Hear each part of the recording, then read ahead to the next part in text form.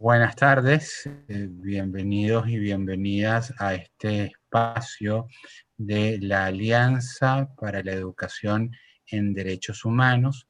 Más de 50 personas e instituciones que se han unido en Venezuela para promover la educación en derechos humanos y contribuir a su vigencia efectiva aún en estos momentos de pandemia y de confinamiento.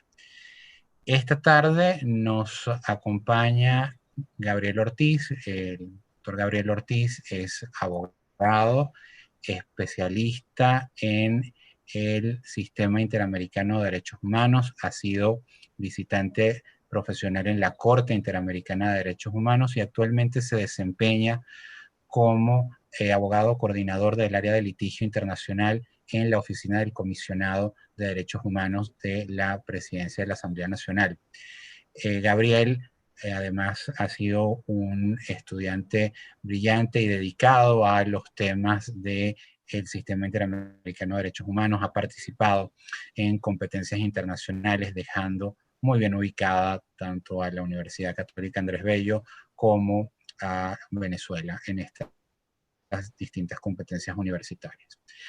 Gabriel nos va a acompañar esta tarde para abordar un tema particularmente interesante que tiene que ver con la garantía de no repetición como parte de las medidas que se ordenan en los contextos de las condenas o las decisiones que establecen violación a derechos humanos. En el sentido que una vez que ocurre una violación a derechos humanos y se establece que hay responsabilidad de parte de los estados, los mecanismos internacionales como la Corte Interamericana, por ejemplo, establecen en su sentencia medidas de reparación a las víctimas, pero también dentro de este conjunto de medidas de reparación o dentro de este componente de reparación se determinan una serie de medidas que tienen por finalidad evitar que vuelvan a ocurrirse las situaciones que generaron la violación a derechos humanos. En este sentido, desde sus primeras sentencias, hace más de 30 años, ya la Corte Interamericana ha venido señalando la importancia, por ejemplo, de la investigación y combatir la impunidad de las violaciones a derechos humanos como una manera de prevenir que vuelvan a repetirse. Pero a lo largo de estos 30 años, 40 años de existencia del sistema interamericano, y en particular en los últimos 20, podríamos decir, esta jurisprudencia en materia de reparaciones y en materia de medidas de no repetición ha venido nutriéndose y ha venido fortaleciéndose con medidas especialmente creativas. Menciono solamente lo que tiene que ver con un par de casos venezolanos. Por ejemplo, en el caso del Caracazo, la Corte ordenó adecuar los programas operativos de control de orden público para que no se repitiera situaciones de uso excesivo de fuerza, o en el caso de el retén de Katia también ordenó adecuación de programas de capacitación de funcionarios, como también lo hizo en el caso Barrios contra Venezuela y muchos otros relacionados con violencia policial. Entonces, de este componente y de este desarrollo particularmente interesante de la jurisprudencia, nos va a estar compartiendo Gabriel en su experiencia en esta tarde para continuar apoyando, fortaleciendo y desarrollando la educación en derechos humanos. Sin más preámbulo, dejamos con el uso de la palabra a Gabriel, recordándoles a todas y todas las personas que nos siguen, tanto en la plataforma Zoom como a través del canal de YouTube, que pueden dejar sus preguntas en la herramienta que tiene en sus pantallas a través de Zoom o a través del chat de YouTube. Sin más preámbulos, deseamos el uso de la palabra a Gabriel Ortiz. Adelante, Gabriel. Gracias, profesor, por esa introducción. Gracias a todas las personas que nos están viendo. No sé quiénes están en YouTube, pero quiero saludar muy especialmente a las espectadoras que están en Zoom, que son dos personas a las que quiero mucho y estimo mucho, que son Carolina Ruiz y Marisabel Linares. Y bueno, espero también que en términos de YouTube tengamos ahí alguna población para hablar de un tema que yo considero específico pero importante, y que demuestra el impacto estructural de las medidas de reparación de la Corte Interamericana. Pero para dar una idea de cuál grado de importancia tienen las garantías de no repetición, yo quería iniciar esta disertación hablando de que la Corte Interamericana no es mucho adoptar acuerdos dentro de la Corte. Los acuerdos son una figura normativa que regula como el funcionamiento administrativo de la Corte de acuerdo con disposiciones de la propia Convención Americana. Particularmente los acuerdos se fundamentan dentro de lo que viene siendo el contenido del artículo 60 de la Convención Americana, 25.1 y 25.3 del Estatuto del Tribunal, así como el 32 del reglamento, que hablan de que la propia Corte, algo así como desde el punto de vista de la autotutela, puede cambiar algunos márgenes de funcionamiento de la propia Corte respecto a ciertos temas. Y hay un acuerdo muy importante que se suscribió, digamos, dentro de la propia órganos de la Corte, que son los jueces y el secretario, que data del 11 de marzo del 2019, que es el Acuerdo 1.19. Ese acuerdo habla sobre las precisiones de la publicación de información contenida en los expedientes en los casos de etapa de supervisión de cumplimiento de sentencia. Como bien saben, de conformidad con el artículo 63.1 de la Convención, la Corte Interamericana tiene la función de supervisar sus propias decisiones. En los casos de supervisión de cumplimiento, solamente sobre aquellos casos que versen sobre reparaciones de garantía de no repetición, estos permanecerán en todo el proceso de sustanciación abiertos al público según este acuerdo. Esto implica que la Corte da importancia a la retroalimentación y al conocimiento público sobre las garantías de no repetición en el marco de su adopción por parte de los estados, porque los procesos de supervisión de cumplimiento no son procesos fijos, son procesos que están en constante evolución hasta que el estado efectivamente cumpla con la reparación.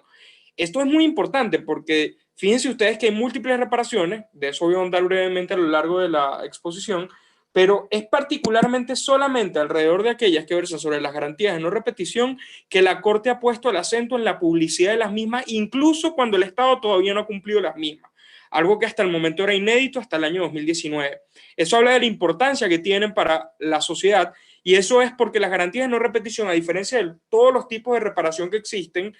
no solamente tiene por objeto de su titularidad a quienes vienen siendo los afectados, quienes son los lesionados en un caso en concreto, sino que las garantías de no repetición, como su propio nombre lo indica, busca un beneficio colectivo para que la razón que originó ese caso contencioso, esa petición que ya fue decidida en una sentencia, no vuelva a tener reiteración en el tiempo. Por eso los sujetos dirigidos al objeto de la reparación no son uno solo, son varios. Y como son varios, la Corte ha entendido que en consecuencia toda la sociedad debería tener la posibilidad de estar enterada sobre esto. Pero esto es como un preludio a la idea de reparación integral que ha manejado la Corte Interamericana. La reparación integral es un concepto, digamos, que si el Tribunal Europeo de Derechos Humanos es muy eficiente con el tema del margen de apreciación o con el proceso, por ejemplo, de sus sentencias son muy sucintas y el análisis quizá muchísimo más sencillo y rápido de leer que lo que podrían ser las sentencias de la Corte. Si algo caracteriza a las medidas de reparación de la Corte, justamente eso, que son conspicuas por el hecho de abarcar una gran cantidad de espectros, porque a diferencia del Tribunal Europeo de Derechos Humanos, el Tribunal Europeo delega la función de reparación en un consejo. En cambio, la Corte conserva la facultad de supervisar sus propias decisiones en sí misma y no lo delega en un órgano político. Hay una semejanza en el artículo 65 de la Convención, que es que cuando haya incumplimiento reiterado, esta se puede delegar en la Asamblea General, pero es cuando el Estado absolutamente ni siquiera informa. Pero si algo lo que quiero transmitir caracteriza a la Corte Interamericana es que ha hecho mucho énfasis en desarrollar los diversos elementos de lo que uno conoce como reparaciones integrales. Y dentro de las reparaciones integrales están contenidos lo que uno llamaría las garantías de no repetición. Obviamente la obligación de reparar nace del deber connatural, obviamente de haber incurrido en una transgresión de naturaleza internacional. Obviamente estas garantías de no repeticiones tienen diversas esferas y diversos alcances. Pueden ser, por ejemplo, modificaciones en una política pública o la ejecución de una nueva política pública. Puede ser, por ejemplo, la tipificación de alguna normativa que está foragida dentro de la legislación. Puede ser inclusive el cambio de prácticas estatales sobre un determinado asunto que no necesariamente tiene que estar ligado a la ejecución de una política pública concreta. Es decir, las dimensiones de las garantías de no repetición son bastantes amplias, pero para poder entender lo que es una garantía de no repetición, en primer lugar, la cuestión pasa por entender lo que son las obligaciones de respeto y las obligaciones de garantía, que se desprenden tanto del artículo 1.1 como, a su vez, de la obligación de adoptar disposiciones de derecho interno, que se desprende del artículo 2 de la Convención. Cuando hablamos de los pactos y convenciones de derechos humanos, el objeto no es la protección de los intereses de los estados, sino que el objeto de protección es la persona humana como entidad central de los procesos democráticos. En consecuencia, los tratados en derechos humanos, el sujeto al que están dirigidos a tutelar su protección es a la persona humana. Por tanto, cuando exista alguna violación en perjuicio de este, las reparaciones no pueden ser inocuas, sino que tienen que ser efectivas. Aquí obviamente hay que hacer una revisión histórica de lo que fue, por ejemplo, el caso de la Paz de Westfalia, que fue de los primeros tratados de derecho internacional, que, como vengo diciendo, no tenían como su foco a la persona humana, sino que tenían su foco en los intereses de los estados. Los tratados en derechos humanos hacen su foco en la persona humana, que es pasible de transgresiones. De hecho, la noción de derechos humanos, que abarca tanto la de civiles y políticos como derechos de libertades, como la de derechos económicos, sociales y culturales, parte del hecho, más allá de que nosotros como raza humana tengamos la capacidad de pensar y razonar, el hecho de que sería injusto sustraernos de gozar todos de esos mismos derechos, porque implica un sufrimiento injustificable para la persona humana. Por eso, cuando existe esa transgresión, es necesario, desde un punto de vista de fundamentación filosófica, que se considere oportuno esa reparación. Las obligaciones de garantía del 1.1, como vengo diciendo, se pueden desglosar en obligaciones especiales de prevención, investigación, sanción y, por supuesto, de obligaciones de naturaleza reparatoria, de reparaciones. Y dentro de las dimensiones de las garantías digamos, de la reparación está la garantía de no repetición. Luego, hay que entender que con las garantías de no repetición no basta la mera tipificación de ciertas normas, como lo exige el artículo 2, sino que ese artículo 2 tiene que verse complementado con la comprensión del cambio de conductas estatales tendientes al cumplimiento de lo que viene siendo el contenido de las sentencias de la Corte Interamericana. Por tanto, cuando hablamos del artículo 2, hay que tener en cuenta que se refiere a adoptar medidas legislativas y esas medidas legislativas están orientadas a remover todos los obstáculos que implican la consecución de las obligaciones referidas a la reparación. Como vengo diciendo, esta obligación de remover obstáculos normativos puede ser tanto de suprimir alguna disposición normativa que impida que el Estado pueda cumplir con sus obligaciones, como la creación de nuevas figuras normativas que así lo permitan porque había omitido hacerlo, o la modificación de conducta. Entonces, es en esas tres escalas, tres órdenes en donde oscila quizá la garantía de no repetición. Adicionalmente, me gustaría decir que ¿cuál es la importancia de las garantías de no repetición? Que desde un punto de vista de normas, y esto lo dijo la Corte en el caso de la última tentación de Cristo versus Chile, el nuevo Bustos, es un principio universal que una vez los estados pactan una convención en derechos humanos, tienen la obligación de hacer efectivo el cumplimiento de las mismas. Es lo que uno conoce como el efecto útil, del francés efecto útil. Y el efecto útil pasa por la posibilidad de que internamente existan esos mecanismos, y esos mecanismos se traducen en normas o prácticas legislativas o administrativas que permitan la consecución. Si esas normas o prácticas no existen, el efecto útil es prácticamente ilusorio, por tanto no puede verse reflejado en la realidad. Entonces, cuando uno habla, por ejemplo, de este fenómeno el mito de que el derecho internacional no es coercible, pues sí lo es, solamente que es una postura voluntarista de los estados y está orientado al efecto útil de las decisiones. O sea, las sentencias de la Corte no son meras declaraciones internacionales que hablan de tal o cual cosa, sino que buscan tener un impacto en la realidad.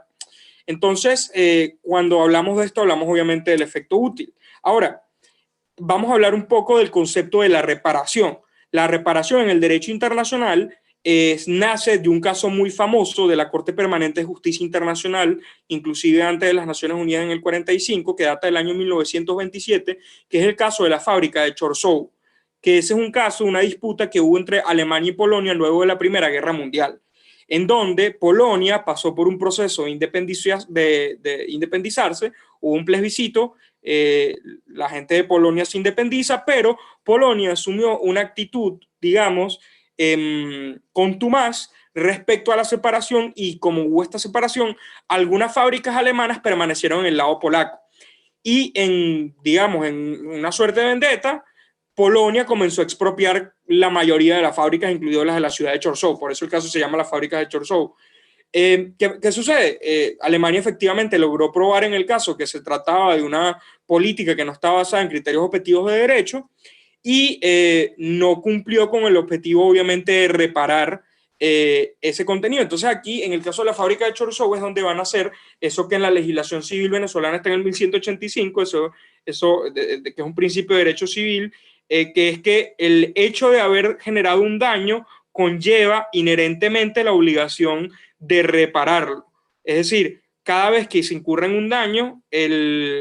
lo que el derecho internacional exige es que el responsable internacionalmente declarado por tal circunstancia tiene la obligación de crear todas las medidas dirigidas a, por ejemplo, la restitución. Y esta reparación se traduce en tratar de llevar a la persona al mismo plano en el que se encontraba antes de la reparación, antes del daño. O sea, es tanto como que se tiene que llevar todos los esfuerzos disponibles para remover todo lo que había ocurrido, tal y como si el daño nunca se hubiese materializado. Es decir, tiene el responsable que hacer ejecución de todos los mecanismos que tenga a su disposición para colocar al agraviado en la misma situación que estaba antes del daño. Entonces se crea como una especie de ficción jurídica, como que si el daño nunca en realidad se hubiese producido, sino como simulando que no pasó. Obviamente esta ficción acarrea problemas, porque puede ser que en la realidad eso sea imposible, porque el agraviado, el daño es permanente. Y eso lo vamos a abordar ahorita con lo que viene siendo los conceptos de derechos humanos de la reparación. Este concepto ha sido acogido no solamente, pues, como digo, es una norma de derecho internacional, opera en derecho internacional público, opera en derecho internacional humanitario, en derechos humanos, opera inclusive en lo que viene siendo este tema de inversiones, de cortes internacionales de inversiones, como la CIADI. Bueno, ahí también se conoce lo que viene siendo el concepto de la garantía de no repetición, e inclusive la CIADI innova un poco con esto, dejando claro que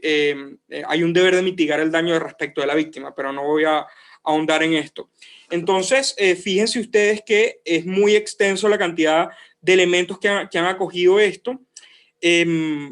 Y luego es muy importante destacar que esto fue recogido en el artículo 63.1 de la Convención Americana. En el caso de Eliodoro Portugal versus Panamá, es un caso sobre el tema de la tipificación de la desaparición forzada. Es la primera vez que se hace una interpretación del contenido del artículo 63.1 de la Convención Americana. En el caso de Eliodoro, Panamá vituperaba, criticaba, cuestionaba que la Corte Interamericana tuviese la facultad de supervisar sus propias decisiones, porque decía que eso no se extraía del artículo 63.1, sino que una vez declarada la violación, correspondía al Estado, dentro de las medidas de sus posibilidades, ir adoptando, pero que no se extraía. Pero si ustedes leen el artículo 63.1, que me va a permitir leerlo un segundo, de la Convención, ahí claramente la Corte dice que cuando decida que hubo una violación del derecho de libertad protegido de esta Convención, la Corte dispondrá que se garantice al lesionado en el goce de su derecho conculcado, y dispondrá asimismo, si ello fuera procedente, y esta es la parte importante que interpretó la Corte, que se reparen las consecuencias de la medida o situación que ha configurado la violación de derechos. Fíjense ustedes que habla de medida o situación, y por medida o situación pueden ser políticas desplegadas por el Estado o inclusive normas propiamente dichas. Por lo tanto, está intrínsecamente reconocido en el artículo 63.1 del 69, cuando se hizo la convención, que podían desplegarse garantías de no repetición. Lo que hace la Corte en estos procesos interpretativos es descubrir el espíritu de lo que viene siendo el propósito de la convención. Ahora bien, esta idea de la reparación integral conlleva diferentes tipos de reparaciones que pueden ser englobadas en dos universos. O sea, la Corte, cuando declara la responsabilidad internacional, tiene dos alternativas. Puede declarar reparaciones de orden pecuniario y de orden no pecuniario. Como podrán imaginarse, las reparaciones pecuniarias obviamente conllevan o la entrega en metálico o en especie. O sea, la restitución, por ejemplo, el pago de indemnizaciones por daño moral o daño inmaterial, y obviamente por daño físico. Y a su vez, dentro de lo que viene siendo las garantías, la reparación pecuniaria puede incluirse lo que vienen siendo las restituciones, que las restituciones son, por ejemplo, que si hubo una expropiación se le devuelve bien y legalmente incautado a la persona. O, por ejemplo, que si hay tierras indígenas que no estuvieron bien delimitadas, que se delimiten. Inclusive, puede hablarse de restitución con la entrega de cuerpos de personas que han desaparecido forzadamente. Luego están las medidas de rehabilitación, que las medidas de rehabilitación obviamente son aquellas que están dirigidas a apoyar psicológicamente a la persona, que sean el mismo Estado el que se encargue de costear esto porque tiene que ser una atención gratuita. Recuerdo que hubo un caso inclusive, que esto es muy curioso porque se supone que el contenido de las reparaciones es inamovible, es decir, no debería modificarse, pero las reparaciones en el caso de la rehabilitación, recuerdo que en el caso Gómez Murillo, en la supervisión, que no es Artavia, es uno parecido, en la supervisión de cumplimiento, pues se cambió un poquito el contenido porque si bien se tenía que ser gratuito, las víctimas no querían entrevistarse con las personas que estaba proveyendo el Estado. Por el contrario, entonces se concluyó que lo más conveniente es que ellos eligieran las personas que eran sus médicos de confianza psicológicos para que los atendieran, pero el Estado lo cubría. Entonces es una forma como que quizás hacer flexible la supervisión del contenido de ciertas medidas de reparación como la rehabilitación. De luego están las medidas de satisfacción, que ahí entra, por ejemplo, el tema de la construcción de monumentos, van dirigidos al daño inmaterial, la publicación de la sentencia, ese tipo de cosas son medidas de satisfacción que van dirigidas al daño inmaterial y no necesariamente son pecuniarias. Obviamente luego está una muy importante que es la obligación de investigar y sancionar. Esto les parece curioso porque cuando uno habla de la obligación de investigar y sancionar, se supone que el Estado inicialmente fue declarado internacionalmente responsable por incumplir eso en casos de violaciones graves. Por ponerles un ejemplo, en el mismo caso, el Eliodoro Portugal es un caso de desaparición forzada. El caso de la Cantuta y el caso de Barrios Altos contra Perú. Son casos en donde hubo ejecuciones extrajudiciales o desapariciones forzadas y en esos casos la Corte verificó un incumplimiento de las garantías especiales, de las obligaciones de garantía especiales, que serían del artículo 1.1, pero no tiene mucho sentido si se ponen a pensar que esto a su vez es una reparación, porque si el Estado incumplió la obligación, ¿cómo es que a su vez se verifica como una reparación? Lo que ha dicho la Corte respecto a esto es que una vez que el Estado incumple las obligaciones de investigación y sanción y prevención inclusive, nace, una vez incumplida, una nueva obligación de repararlo. Es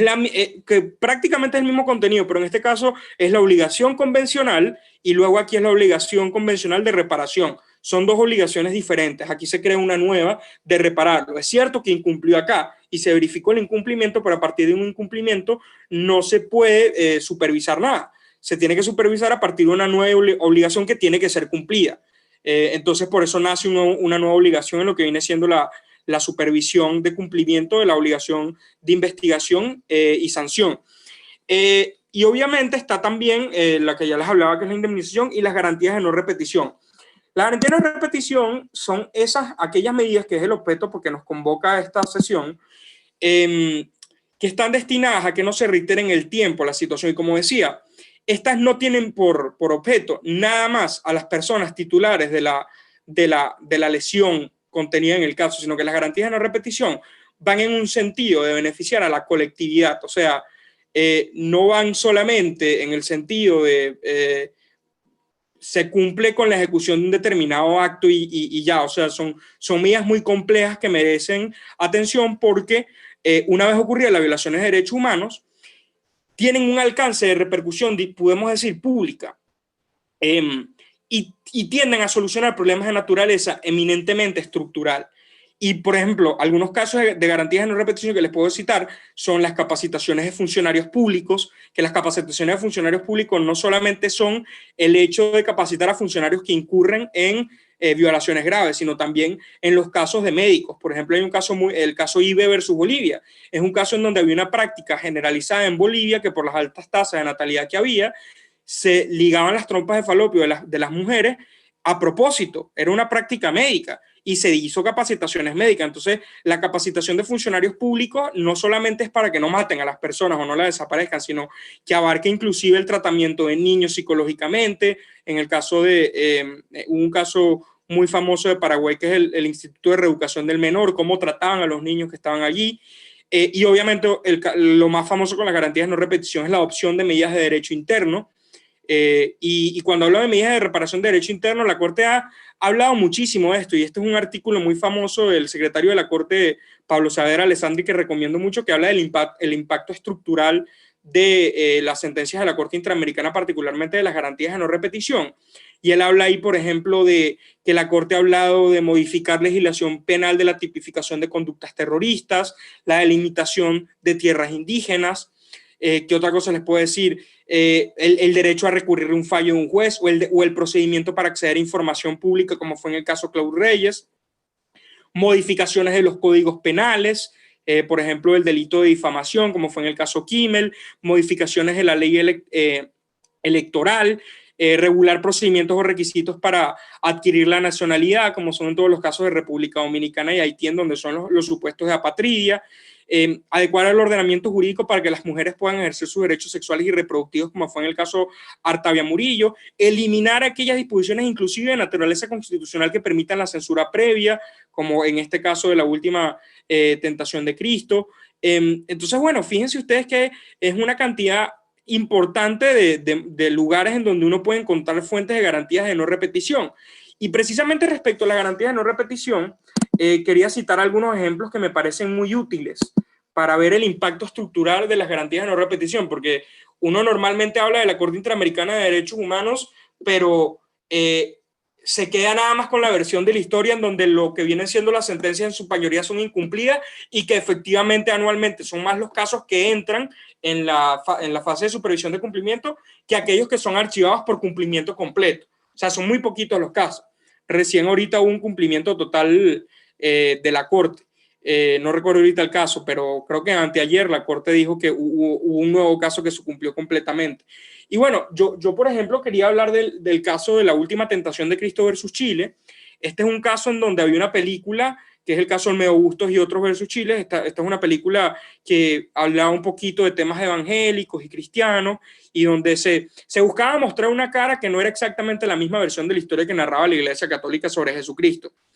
Entonces, en Chile, el artículo 19, el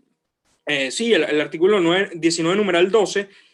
decía que se garantizaba el derecho a la libertad de expresión, pero permitía en los casos de películas, de cinematografía, una especie de censura previa. El órgano encargado de supervisar esto, que es lo más parecido a lo que viene siendo Conatel en Venezuela, era el Consejo de Calificación Cinematográfica.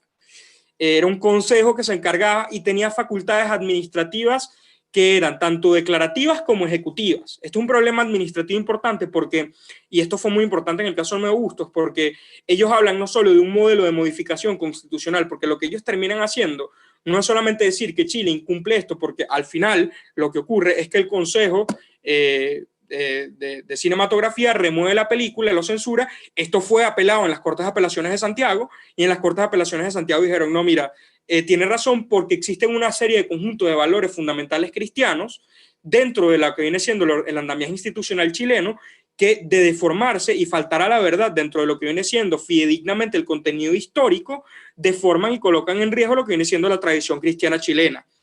Y eso era una sola versión y era coger solamente una de las solas facetas del debate público. Mucho de lo que pasa hoy día con otras estructuras, ya no necesariamente los católicos, sino grupos un poco más extremos, y a veces no nos damos cuenta que es la misma historia que se repite. O sea, en este caso era la Iglesia Católica diciendo que no se podía hacer eso porque esas eran sus creencias propias. Hoy día lo mismo ocurre con grupos un poquito más sofisticados. Entonces, ahí ciertamente lo que dijo la Corte es que no había ninguna razón para que eso estuviese allí, porque esa era una versión de las propias apreciaciones que tenían en las esferas públicas del derecho a la libertad de expresión dentro de una de sus funciones más preciosas, eso lo dice la Corte, que es pensar el mundo de la forma como nosotros mejor queramos sin tener que imponérselo a otro. Entonces, una de las garantías de no repetición que se declara aquí es no solamente que se modifique ese artículo constitucional, que efectivamente Chile lo terminó haciendo. Ojo a esto, que este fue un caso que Chile cumplió exhaustivamente. O sea, este caso se archivó por cumplimiento y incluía la garantía de no repetición,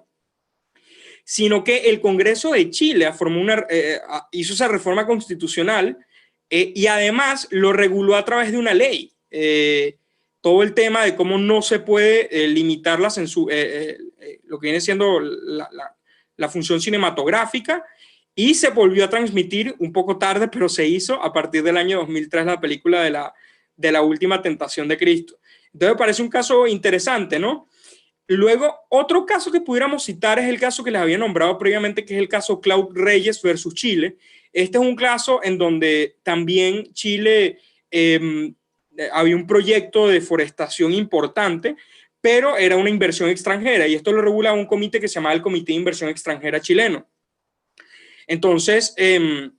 había una empresa que se llamaba la empresa forestal Trillium, que la empresa forestal Trillium iba a iniciar un proyecto que era el proyecto del río Cóndor, que implicaba una deforestación importante, y 3 ciudadanos buscaron pues solicitar información pública sobre esto, pero el Comité de Inversión Extranjera claramente decía en una de sus disposiciones internas que no se podía entregar información relativa a los estados financieros ni a quiénes eran las autoridades dentro de esas empresas públicas. La Corte en el año 2006 agarró y dictó la sentencia, en donde obviamente ubicó una responsabilidad internacional del Estado, porque esta era información pública, y si bien habían ciertos elementos que por seguridad nacional inclusive los estados se pueden reservar, eso tiene que cumplir con los criterios del test de proporcionalidad, y además el Estado, en el marco del acceso a información pública, tiene que cumplir con el principio de máxima divulgación. Obviamente, el problema estructural en este caso es que el Comité de Inversiones no preveía un mecanismo o un procedimiento de revisión de información pública de acceso, y más bien estaba limitado. Y los tribunales chilenos, de hecho, actuaron bien en ese caso, porque hicieron lo que la propia ley y la Constitución chilena les permitía. Y es que nacionalmente no existía un mecanismo así, pero actuaron bien conforme a la aplicación del derecho interno. Pero como venimos hablando en esta clase, el artículo 2 de la Convención Americana impone una obligación sobre los hombros de todos los operadores jurídicos a tener que compatibilizar el contenido de las normas, inclusive administrativas. Estamos hablando de un comité de inversiones extranjeros que seguramente está adscrito al Poder Ejecutivo y funciona desde allí como quizá una entidad pública descentralizada. Pero al final respondes al Ejecutivo. Se tenía que crear un procedimiento administrativo y legal inclusive que lo respaldase para poder garantizar que estas personas tuvieran acceso. Entonces, obviamente aquí tenemos otro ejemplo de impacto. Otro caso que me gustaría citar es el caso de Barrios Altos y la Cantuta versus Perú, en donde se habla del tema de las leyes de autoamnistía. Y estos son casos muy importantes, porque esos son casos en donde se incluyeron en violaciones graves, y luego en el 95-96 Fujimori declaró una ley de autoamnistía, y hay que recordar los hechos de esos casos. En Barrios Altos era un grupo que se llamaba el Grupo Colina, que básicamente llegó a un lugar, en un salón de fiesta, en donde en el caso de Barrios Altos estaban 15 personas que supuestamente tenían nexos con los grupos de Sendero Luminoso, y ahí mismo, mientras estaban en lo que ellos llaman una pollera, que es una fiesta, los mataron a todos. Y en el caso de la Cantuta es una universidad en Perú. Se decía que uno de los profesores tenía vínculos comunistas, y entraron y también lo ejecutaron extrajudicialmente, y mataron a uno de los estudiantes, se lo llevaron a un campo y los mataron ahí. Entonces, obviamente, son casos muy fuertes, pero la Corte analizó que la tipificación o sea, habían dos problemas, ¿no?, en esos casos. Por un lado, que había imputación del crimen de terrorismo. Por otro, el tema de que habían incumplimientos del debido proceso. Y esto es algo que yo de hecho hablaba con el profesor Luz Berti el día de ayer, que es que las garantías de no repetición no solamente se extraen del mismo artículo 2, sino que permean todo el contenido de la Convención Americana. Entonces pueden haber garantías de no repetición inclusive respecto al contenido de procedimientos normativos del debido proceso. En el caso tanto de la Cantuta y Barrios Altos, las personas fueron juzgadas por jueces sin rostro. Y esto es un tema muy importante, porque fue una garantía de no repetición modificar, porque obviamente en esa época se buscaba, bajo el subterfugio de la protección de los jueces, que no se les asesinara también. Entonces, ellos decían que eso incumplía la garantía del juez natural. Y asimismo, este problema de las leyes de autoamnistía era tanto como que se daba a sí misma, se pagaban y se daban el vuelto. O sea, los mismos perpetradores del grupo político que se los ordenó declarar una ley de amnistía. Obviamente aquí se delimitó cuáles eran las funciones de la ley de amnistía, el tema del perdón y la justicia, que es uno de los elementos centrales de la justicia transicional, también las garantías de no repetición, y pues claramente se logró cambiar eso. De hecho, Perú adoptó lo que viene siendo muchas leyes posterior a la declaración de la Convención. Recuerden que por esa época Perú denunció la Convención Americana, pero luego con las sentencias y el cambio de estructura gubernamental dentro, se hicieron esos cambios. Otro caso que a mí me gustaría citar, y ya para ir concluyendo, es el caso de Eliodoro Portugal, porque es un caso que me parece muy importante, porque ese es un caso que, además de ser famoso por el hecho de que Panamá criticaba la supervisión de cumplimiento de sentencia, Panamá había incurrido en un caso de desaparición forzada dentro de sus propias tropas cuando estaba en Noriega y no tenía la tipificación del delito de desaparición forzada. Entonces es un caso atípico porque pocos casos en la Corte hablan de la tipificación de nuevos tipos penales, porque más bien es como en el caso Kimmel, que buscan a la limitación de los tipos penales. O sea, en el caso Kimmel versus Argentina es un problema de que en el ejercicio de la libertad de expresión a un periodista se le imputó crímenes de difamación contra un funcionario público, y básicamente igual que en el caso Fontevecchia D'Amico. En estos casos el análisis que la Corte hace es que, bueno, se tiene que limitar porque son tipos penales en blanco, lo que uno llama como tipos penales que tienen unos supuestos de hecho muy, muy amplios, pero una consecuencia jurídica bien dura, lo cual deja la arbitraria interpretación del operador jurídico, lo que sea. El caso de Eliodoro Portugal hace lo contrario. Es un caso en donde se busca la tipificación de un tipo penal que en Venezuela se hizo después del 99 en el Código Penal con una modificación, que es la tipificación del tema de las desapariciones forzadas, y me parece muy, muy importante porque eso no existía en Panamá hasta ese momento, y es muy importante ver cómo la Corte lo trabajó. Y bueno, como les vengo diciendo, por último me gustaría cerrar con el caso de Raxcaco Reyes versus Guatemala, en donde se modificó el tema de la pena de muerte en Guatemala. Recuerden ustedes que el tema de la pena de muerte estaba regulado por un decreto legislativo en Guatemala, que era el decreto legislativo 1773, que básicamente permitía que este tipo de acciones en ejecución de una norma constitucional se ejecutaran, pero luego hubo alguna, digamos, la Corte obviamente reconoce que según el artículo 4 esto es medianamente admisible en el tema de la pena de muerte, pero coincide con que desde el punto de vista del programa de acción de Viena, uno de los elementos de la progresión de los derechos humanos es que esto tiene que ser una práctica que vaya en descenso por las implicaciones que trae para las personas. Entonces, fue muy importante el caso Raxcaco Reyes porque encontró internacionalmente responsable al Estado de ir hacia adelante y hacia atrás en el tema de la tipificación de la pena de muerte, porque en algunos, digamos, en algunas entidades se había derogado, en otras no, y la idea era ir hacia adelante, y al final la pena de muerte fue, digamos, derogada. Inclusive tengo aquí un extracto de la Corte en donde ellos dicen que la sola existencia del artículo 201 del Código Penal guatemalteco, que sanciona la pena de muerte obligatoria bajo cualquier forma de plagio o secuestro, amplía el número de delitos sancionados en dicha pena y por tanto es per se violatorio convencional. Es decir, recuerden que la Convención Americana, dentro de lo que viene siendo a qué delito se le puede, digamos, un Estado al momento de suscribir la Convención Americana no puede ampliar las razones por las cuales se atribuía la pena de muerte antes de las que tenía expresamente fijadas dentro de su ordenamiento jurídico antes de suscribir la convención. Si luego suscribe la convención y amplía nuevos tipos penales la pena de muerte, eso es una acción regresiva e incompatible con la Convención Americana. Entonces, bueno, yo básicamente creo que estos son ejemplos del impacto estructural de las garantías de no repetición. Como podrán ver, son medidas que buscan que la titularidad del beneficio de la reparación no vaya siendo dirigida a una sola persona, y me lleva a concluir por donde mismo empecé. Es tan importante el problema de las garantías de no repetición que la Corte tuvo que adoptar el acuerdo 1.19, que todas las sentencias que entren en fase de supervisión, ahora todo lo que tenga que ver con garantías de no repetición puede ser público. Ninguna de las otras reparaciones puede ser, ¿no? Ni indemnización, satisfacción, todo eso queda absolutamente confidencial, pero lo que tiene que ver con garantías de no repetición es público, pasible de presentación de amicus curiae para todos los interesados de la sociedad civil,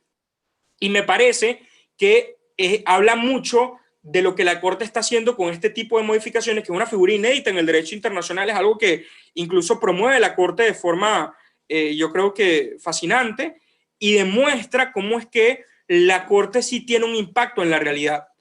porque muchas personas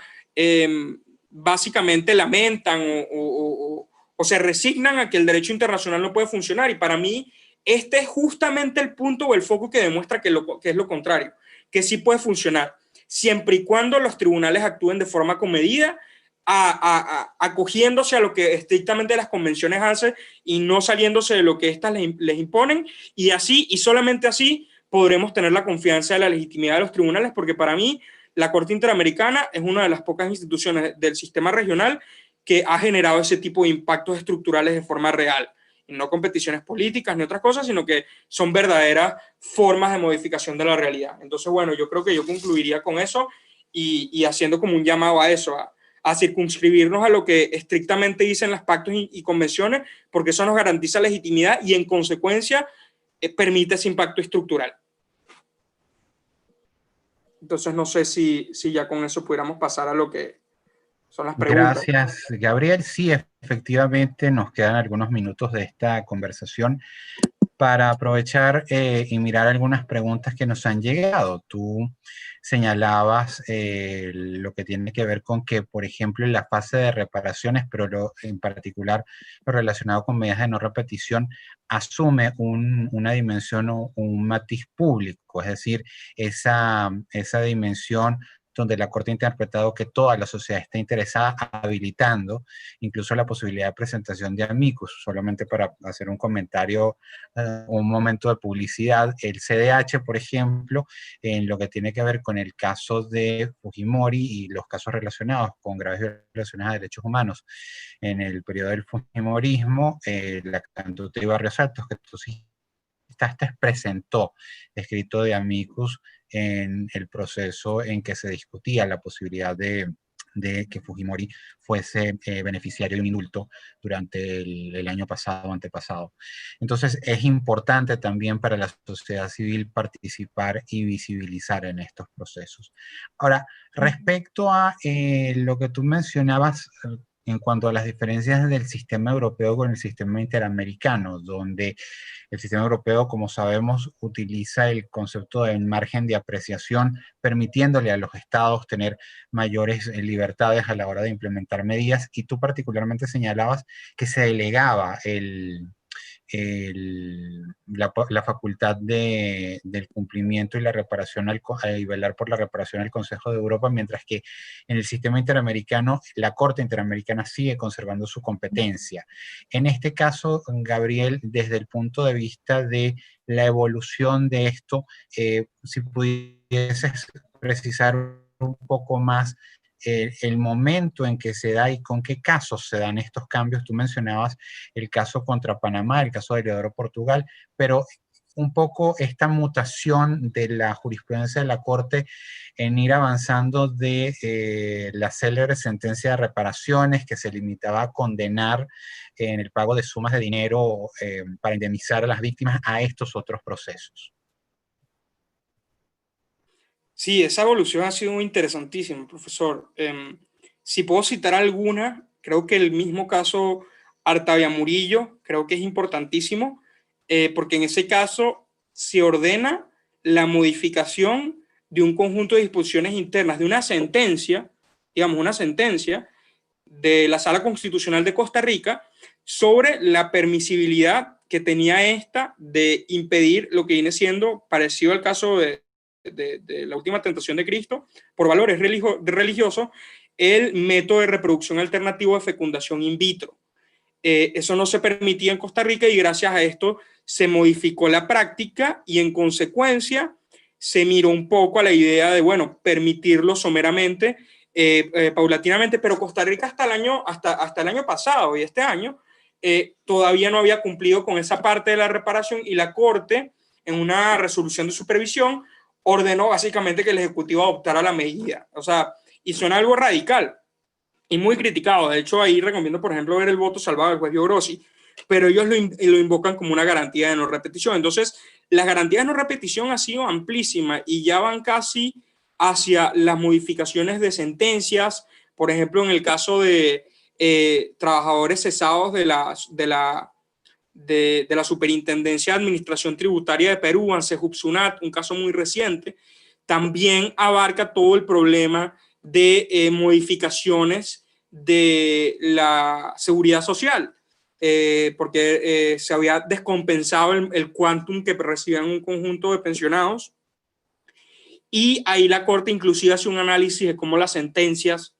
tenían que ser modificadas, y se hacen modificaciones a lo que viene siendo el contenido de, digamos, el funcionamiento. Y si me permito citar un caso venezolano, el caso venezolano también ha tenido medidas de garantías de no repetición, y hay uno que a mí me gusta y me gusta mucho, porque fue de hecho el detonante de esta postura contumaz del Estado respecto a lo que viene siendo la Corte, que es el caso Apitz Barbera versus Venezuela, que fue seguido después del caso Reverón Trujillo y del caso Chocrón Chocrón, que son casos en donde se habla de una modificación estructural del sistema de justicia dada la cantidad de jueces provisorios que hay en Venezuela.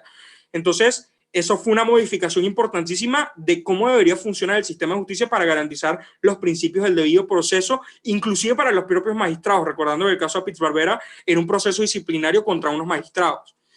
exacto, un magistrado. Entonces, creo yo que es muy importante esos casos. Creo que esa evolución que ha tenido la Corte con las garantías de no repetición es amplísima y dista de lo que viene siendo Europa, porque ellos básicamente delegan esa supervisión en lo que viene siendo el Consejo. La Corte lo mantiene y la Corte, supervisándolo, cierra el caso. Sí, indudablemente que las diferencias, en algún momento la discusión desde el punto de vista del sistema interamericano era que no tenía el sistema interamericano un mecanismo formal encargado de la supervisión de las sentencias o con la capacidad para presionar para hacer ejecutar lo decidido por la Corte, y se establecía este paralelo con el sistema europeo, atribuyéndole esas facultades al Consejo de Europa, y haciendo un paralelo con el informe que, como tú bien señalabas, rinde la Corte al Consejo Permanente de la Asamblea General de la OEA respecto a, vamos a llamarlo así, estos estados contumaces en el cumplimiento. Y de alguna forma, cómo esta lógica o esta dinámica de supervisión de la Corte de alguna forma viene a cerrar esa brecha en la medida en que de alguna forma en estos últimos 30 años, podríamos decir, el efecto de presión que podrían tener escalar estos temas a los órganos políticos en el contexto de la OEA habían venido perdiendo fuerza, por llamarlo de alguna manera, o capacidad para que los estados terminasen cediendo. Desde el punto de vista, Gabriel, en lo que tiene que ver con las distintas sentencias que tú mencionabas, un área donde ha sido particularmente voy a decir, rica la jurisprudencia de la Corte, ha sido con el tema de pueblos y comunidades indígenas. En este caso también hay allí algunas prácticas que pudieses compartirnos en cuanto a garantías de no repetición con esa perspectiva intercultural quizás. Sí, profesor. Con el tema de indígenas han habido muchas sentencias. Una que me gusta a mí es el caso Aguastinguini, de la etnia Aguastinguini en Nicaragua,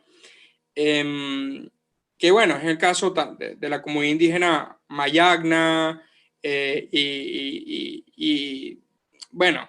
que tenían una serie de tierras y una concesión que se hizo a una compañía nicaragüense que se llamaba la Compañía Sol del Caribe,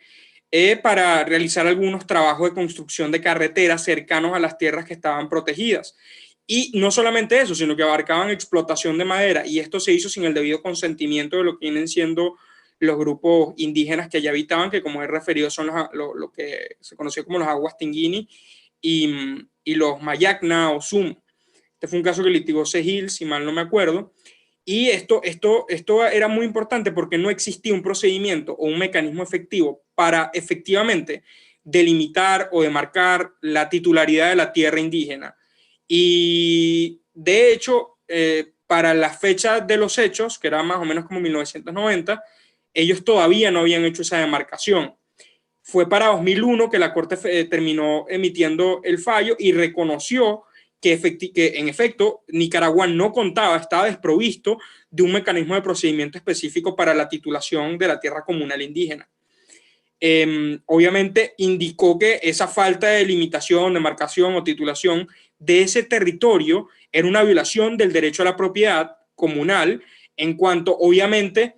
no garantizaba o no precisaba cierto grado de certeza hasta dónde se extendían ellos geográficamente y hasta qué punto podía operar o no, porque uno de los puntos de debate en ese caso era precisamente que la empresa decía que ellos una parte del lugar donde ellos están haciendo las operaciones, efectivamente ellos tenían razón, pero ni la empresa sabía, ni el grupo indígena tampoco, porque no había el Estado de Nicaragua cumplido con la obligación de la demarcación. Por tanto, el Estado debía adoptar disposiciones legislativas, administrativas, así como de cualquier otra naturaleza, para poder efectivamente hacer la demarcación y la titulación. Obviamente Nicaragua, más o menos como un año después, inició un proceso de discusión parlamentaria importante para generar esas modificaciones legislativas y más o menos se llegó a un consenso con una ley que se llamaba la Ley del Régimen de Propiedad Comunal de los Pueblos Indígenas y Comunidades Étnicas, que permitió esa demarcación. Entonces creo que este es un caso importante de eso, de cómo los indígenas necesitan procesos en los cuales no solamente se delimite su tierra, sino que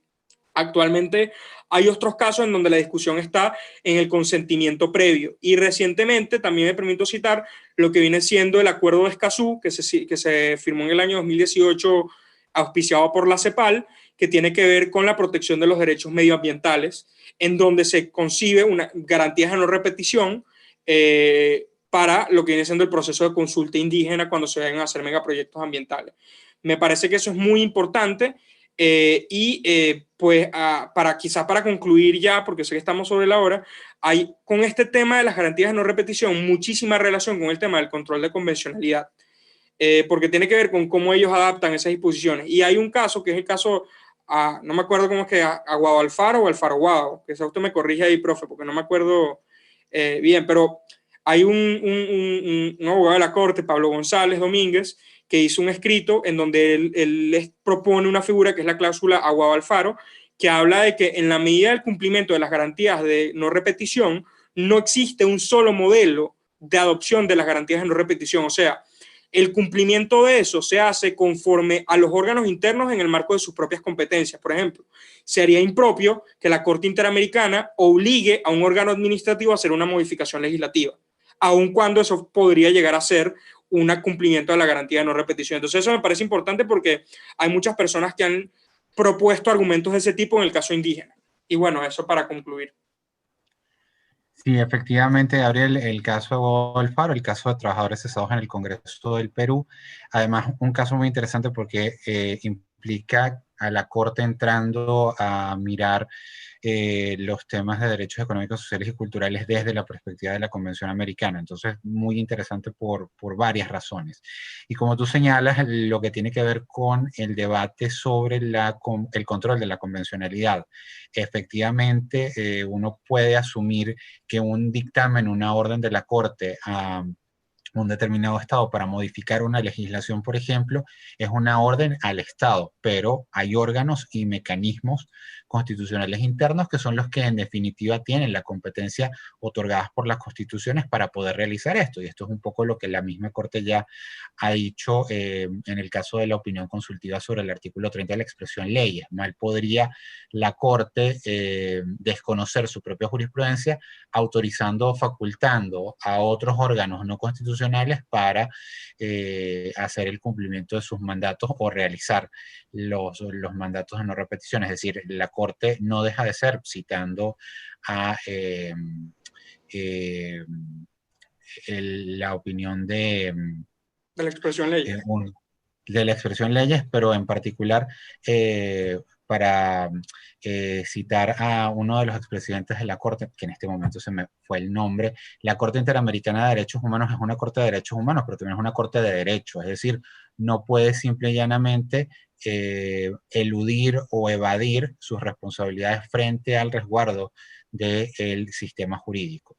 En este caso, como tú me mencionabas, ya estamos en los minutos finales de esta conversación, Gabriel. Definitivamente los avances de la jurisprudencia de la Corte Interamericana siempre tienden a dar de qué hablar en cuanto a elevar los estándares de cumplimiento del sistema interamericano, y esto que se suele hablar en este momento de un jus comune o un jus constitucional comune en el sistema interamericano a razón o en función de la jurisprudencia que va creando la Corte. Agradecemos este espacio y de nuevo volvemos contigo para un comentario de despedida. Yo quisiera reiterar mi agradecimiento y felicitación a esta alianza que hay entre varias organizaciones no gubernamentales en Venezuela. Para mí es un placer fungir de colaborador y obviamente permitir el intercambio de ideas en el marco del sistema de protección de derechos humanos. Particularmente el interamericano es alguno en el que yo, dado el panorama en el que Venezuela está de denuncia, de si estamos o no estamos, yo creo que hoy más que nunca, aun cuando es cierto que debemos priorizar el trabajo en el sistema universal, no debemos bajo ningún concepto olvidar las discusiones del sistema interamericano, y por eso en lo personal insisto en mantener esas discusiones. Creo que la Corte Interamericana es un recurso valioso del sistema regional que tiene impactos estructurales como lo son las garantías de no repetición, y estos casos que hemos venido debatiendo el profesor Luzberti y yo demuestran lo patente que es la posibilidad del funcionamiento y la legitimidad que le otorgamos nosotros dentro de los estados. Así que en un futuro, cuando las cosas en Venezuela mejoren, no tengo ninguna duda de que será un momento importante para Venezuela, porque yo lo veo mucho como pasó con Perú después cuando volvieron. Tendremos muchísimo trabajo, sí, lo tenemos ahorita, pero tendremos muchísimo trabajo que hacer, y ese intercambio normativo, las discusiones académicas y mantenerlas vigentes con la memoria será siempre relevante, y creo que el trabajo que ustedes están haciendo es fundamental para poder esparcir ese contenido. Entonces, quisiera agradecerle a usted, profesor Luzberti, a la profesora Argelia y también al profesor José Bernardo, quien me hizo originalmente la invitación, que sé que lamentablemente no pudo acompañarnos, pero es para mí un honor, sobre todo, estar aquí con personas a las que admiro bastante. Gracias, Gabriel, por tus comentarios y la diferencia con el grupo promotor de la Alianza para la Educación en Derechos Humanos. En este momento, pues, para nosotros es ante un gusto, pero también una responsabilidad poder promover todo lo que es el trabajo y la posibilidad de seguir realizando incidencia de educación en derechos humanos en estos tiempos de aislamiento, de pandemia.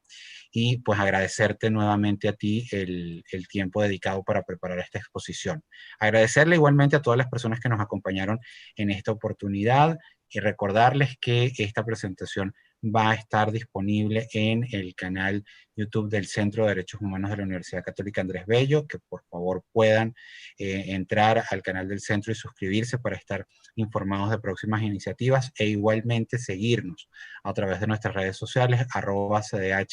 @cdh_UCAB, así como a la Alianza para la Educación en Derechos Humanos, @AlianzaEDH, más de 50 personas e instituciones que se han unido en Venezuela para promover la educación en derechos humanos y lograr su vigencia efectiva. Yo soy Carlos Luzberti, responsable del área de educación y derechos humanos en el CDH UCAB. Hasta una próxima oportunidad.